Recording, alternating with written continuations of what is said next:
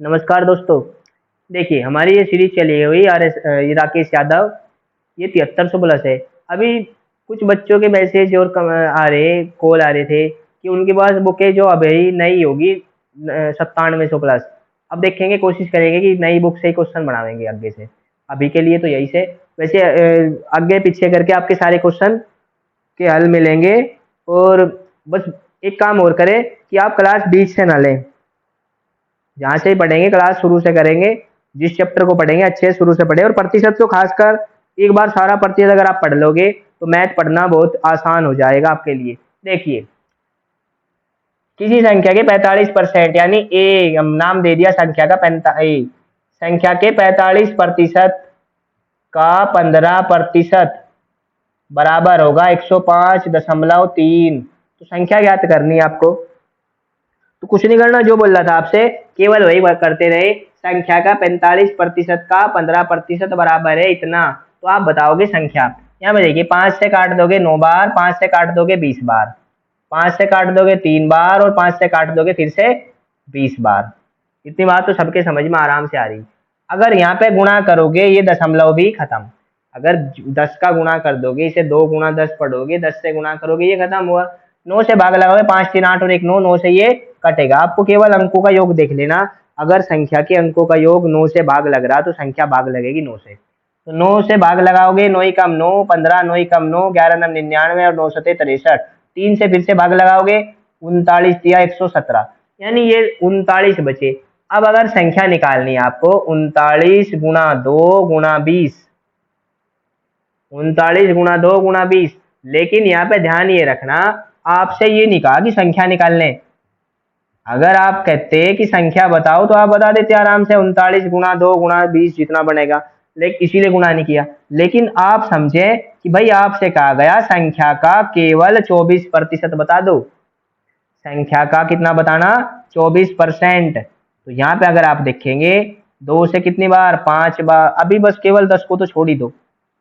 अगर ये 100 था, 10 को तो ऐसे ही रहने दो, क्योंकि 10 से भाग लगाना आसान है। तो भाई क्या करेंगे? 39 दूनी 78, 78 दूनी 156, और 156 का साथ में गुणा करना पड़ेगा 24 से। भाग 10 से लगाने की कोई परेशानी नहीं।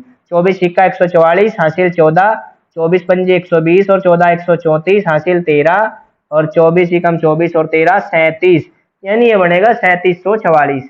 लेकिन कब? जब 10 से भाग लगाओगे तब। तो केवल 374 दशमलव कितना? ये 374.4, और ये बना ऑप्शन नंबर बी। अब कोई बोल देगा 40 कैसे हुए?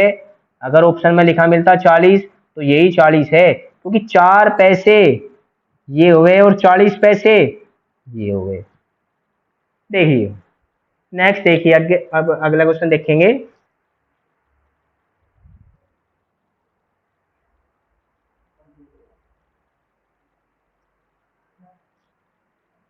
देखिए नेक्स्ट,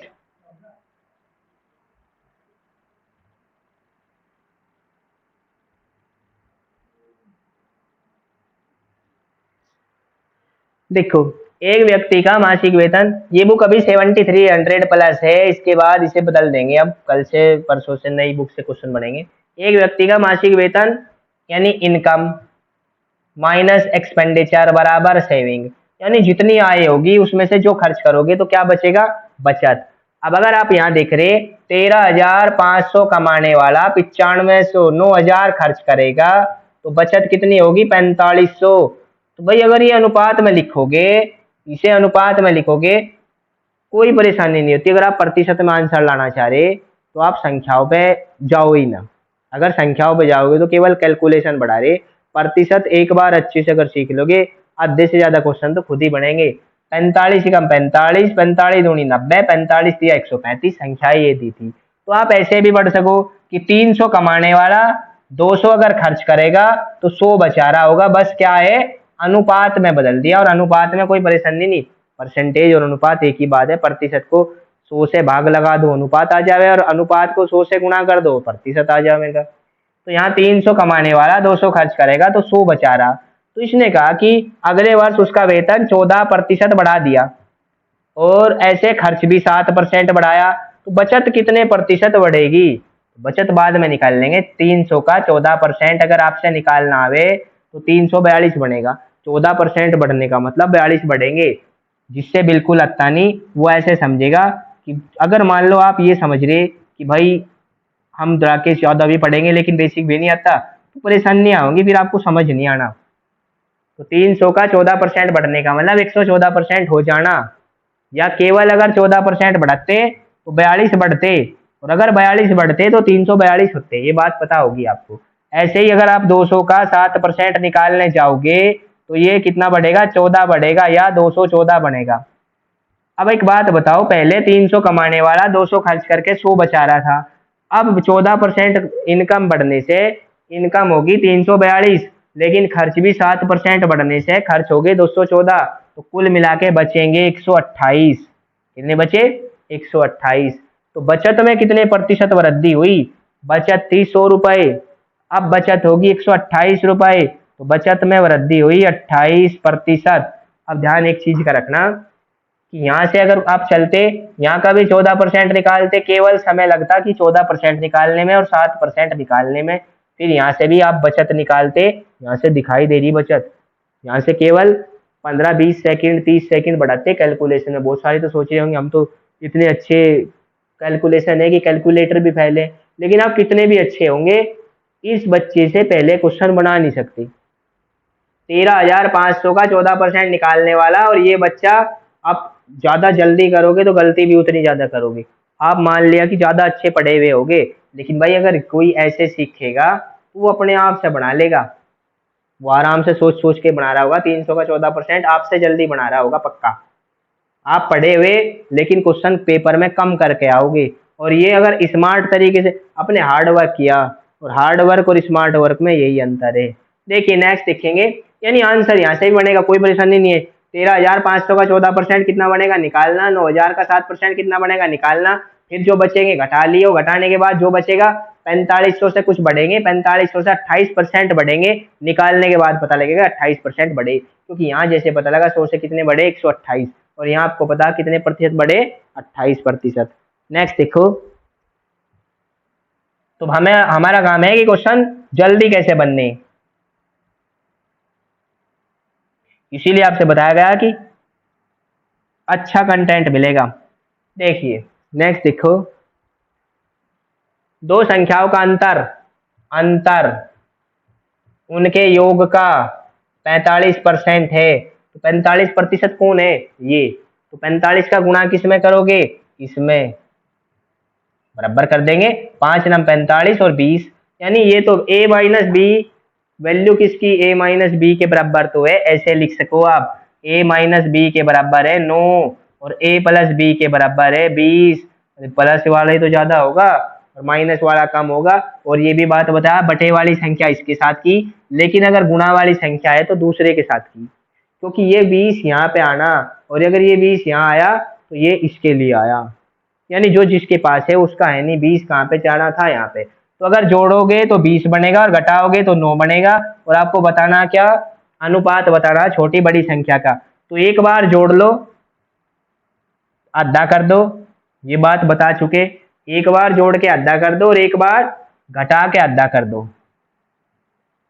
एक बार जोड़ के आधा करोगे तो हमेशा बड़े वाली संख्या मिलेगी, और एक बार घटा के आधा करोगे तो बाद वाली छोटे वाली संख्या मिलेगी। और छोटी संख्या माइनस के बाद की होगी, क्योंकि घटने के बाद अगर 9 बच रहे तो ये बड़ा है पक्का, अगर घटने के बाद प्लस के बचे तो ये ज्यादा होगा, इसलिए बड़े वाली संख्या बोल दे। और अनुपात में निकाल लोगे तो आप बताओगे 29:11, यानी ए बी का रेशियो क्या बनेगा, छोटी संख्या का अनुपात बड़ी संख्या से, छोटी संख्या का अनुपात 29:11। अगला क्वेश्चन देखेंगे, देखिए नेक्स्ट,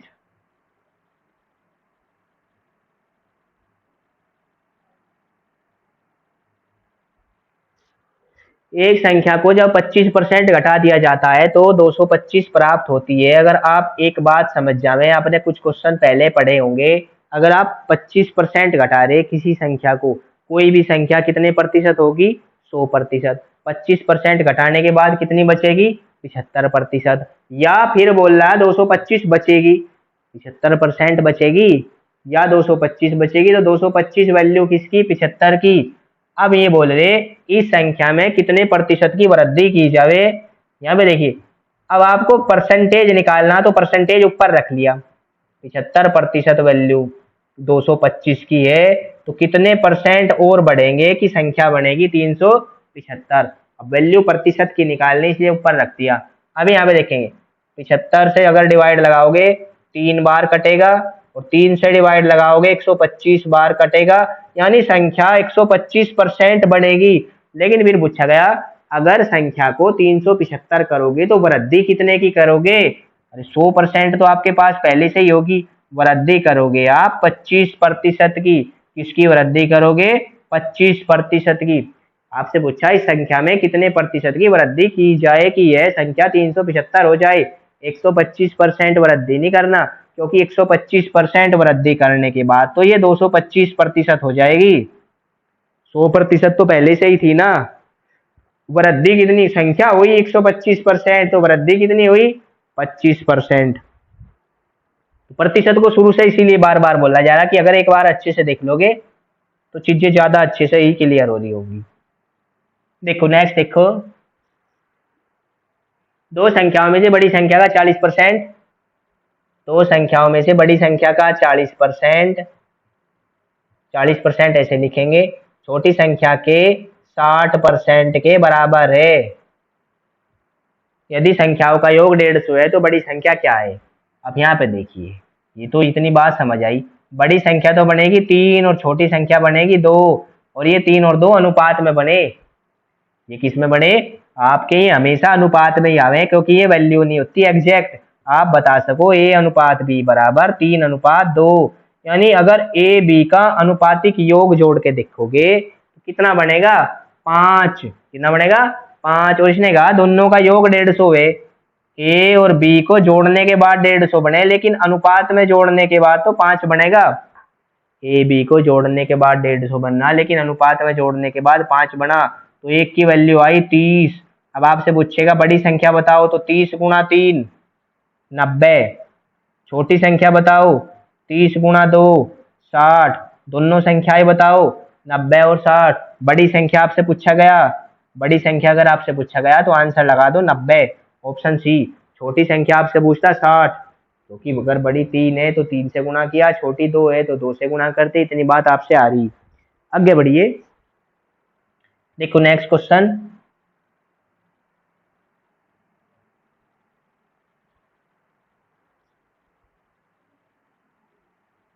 देखिए भाई, ए और बी, दो व्यक्ति हैं ए और बी।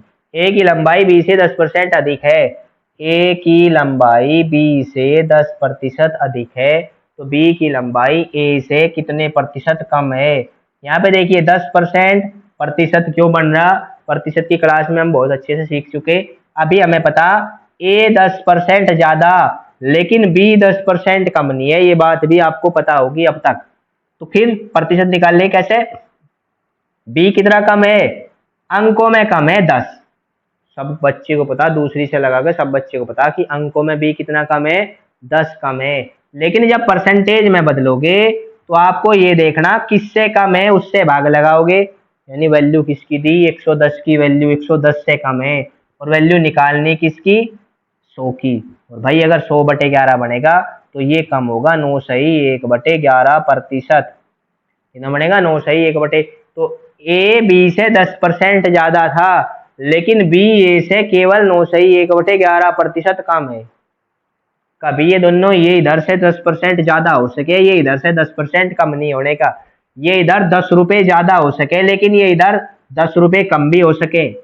आप ऐसे बोल लोगे रुपए कितने ज्यादा 10 और रुपए कितने कम 10। हम रुपए में बात करें, लेकिन चैप्टर किस में चल रहा, प्रतिशत में। तो इसीलिए प्रतिशत के बारे में जानकारी रखो, और प्रतिशत का मतलब प्रत्येक 100 में किसकी क्या स्थिति है, यही प्रतिशत बतावे। प्रत्येक 100 में जिसकी जो स्थिति होगी, इसलिए यहाँ 100 में 10 की स्थिति थी, 110 में तो केवल ये स्थिति 9/1/11% है। आगे बढ़िए, देखो नेक्स्ट, दिया गया है कि एक ही आय का 10%, ए का 10% बराबर बी का 15% बराबर सी का 20%। यदि तीनों की आय का योग बाद में बात करेंगे, ए का 10%, बी का 15%, 5×15 20×5 और सी का 20%, 1/5। इतनी बात आपको पता होगी। 10% को लिखें ये, 15% को लिखेंगे ये, 20% को लिखेंगे ये, क्योंकि 10/100 बनेगा 1/10, 15/100 बनेगा। प्रतिशत को भिन्न में बदलने के लिए 100 से भाग लगाओगे, 5×15 5 से 20 और 20/100 बनेगा, क्योंकि 20 × 20 20×5 इसलिए आए थे, प्रतिशत बदलने आने चाहिए इतने। अब यहाँ पे देखें, सबसे पहले तो ऊपर वाली संख्या जो जिसके नीचे है वो उसी का अनुपात है, जो ऊपर है वो उसका नहीं है कभी भी, लेकिन जो नीचे है वो उसी का ही अनुपात है। तो कैसे निकाल ले? अब यहाँ पे आप लिख सको ए का तो 10:1 यानी 10/1 अनुपात 20/3 अनुपात 5/1। अब अगर ये होते 10 20 5 तो कोई परेशानी नहीं थी, लेकिन भाई अभी साथ में कितना भी है, 3 भी है, तो 3 खत्म करने के लिए सारी इक्वेशन में, सारे अनुपात में 3 से गुणा लगा दो, और बस 3 से गुणा लगाया तो ए बनेगा 30, बी बनेगा 20 और सी बनेगा 15। ए 30, बी 20, सी 15। लेकिन अनुपात में ऐसे नहीं आते, 5×6 30, 5×4 20, 5×3 15, यानी ए बी सी का अगर अनुपात पूछता, केवल ए बी सी का अगर केवल अनुपात पूछेगा तो आप बताओगे 6 4 3। लेकिन यहाँ पे बी की वैल्यू पूछी इस वाले, ये ए है, ये बी है और ये सी है। अनुपात में योग कितना बना? 13। योग कितना बना? 13। राशि कितनी थी? 7800। मान किसका निकालना? बी का, और बी का मान कितना है? 4, और 13 6 78, 6 चौक 2400। आंसर कितना? ऑप्शन नंबर डी वाला, लास्ट वाला जो भी है, ऑप्शन 2400 आंसर बनेगा। किसका? बी का। ए का पूछता क्या करते? 6 से गुणा। सी का पूछता क्या करते? 3 से गुणा। बस देखो नेक्स्ट देखेंगे।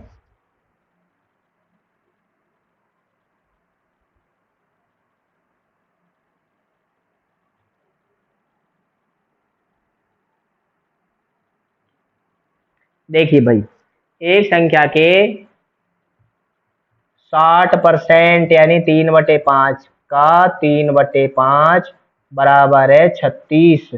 60% को लिखेंगे 60/100। 60% को क्या लिखेंगे? 60/100 यानी 20×3 60, 20×5 इतने प्रतिशत अब तक आ जाने चाहिए। तो 3×9 × 4 36, तो संख्या बनेगी 4×5 × 5 मतलब 25×4 मतलब 100, यानी ऑप्शन नंबर ए।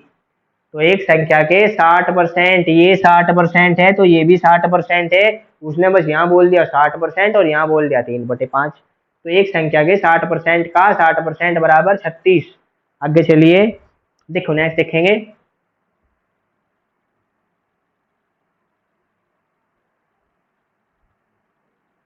देखिए भाई, ए का वेतन बी से 50% अधिक है। ए का वेतन बी से 50% अधिक है, ये बात सबको पता। ऐसे लिख सको, यहाँ 2 लिखते, यहाँ 3 लिखते, यहाँ 10 लिखते, यहाँ 15 लिखते, यहाँ जो लिखते, वहां बस केवल 50% ज्यादा लिखते। केवल ये ध्यान रखना कि आपने जो संख्या लिखी, यहाँ मैं 3 लिख दूं और यहाँ 4.5 लिख दूं तो ये सही है, क्योंकि 3 और 4.5 50% ज्यादा है। तो आपसे पूछ रहा, तो ए बी से कितना प्रतिशत कम? ए का वेतन बी से 50% अधिक है, तो अच्छा, तो बी का वेतन ए से कितना प्रतिशत कम है? अब यहाँ देखें, अंकों की अगर बात कर रहे 50 कम है, लेकिन जब परसेंटेज में बदलोगे तो ये देखना किससे बदल रहे। 50 कम है किससे? 150 से। गुणा लगाओगे 100 से, और ये बनेगा 100/3, और अगर 100/3 बनेगा तो 33 सही 1/3% लिखेंगे, यानी ऑप्शन नंबर बी। देखो नेक्स्ट देखेंगे भाई।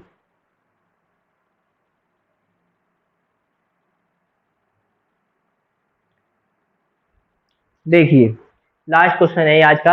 यदि नीता का वेतन पपिया के वेतन से 25% अधिक है, नीता का वेतन अधिक है। बस केवल एक ही बात याद रखनी, जिसके बारे में कहा गया वही सोचना, इतना ही सोचना जितना बताया गया, इतना ही मानना। नीता का वेतन पपिया से 25% अधिक है, तो पपिया का वेतन नीता के वेतन से कितना प्रतिशत कम है। आज क्वेश्चन कम के पूछे जा रहे, अगर पूछेगा कितना प्रतिशत है, दोनों बातें अलग हैं। कितना है, मान लो मैं बोल लूं 3 5 से कितना, 3 कितना है तो 3 है, लेकिन 3 कितना कम है तो 2 कम है। 3 है लेकिन 2 कम है, तो आपसे पूछ रहा कितना कम है, कितना है नहीं। अगर पूछता तो पपिया का वेतन नीता के वेतन का कितना प्रतिशत है तो 100 लिखते, लेकिन यहाँ पूछ रहा कितना प्रतिशत कम है, तो 25 कम है अंकों में, और परसेंटेज निकलेगा केवल 100 से गुणा लगा के। 25 पंजे 125, 5 से भाग लगाओगे 20% कम है, ऑप्शन सी।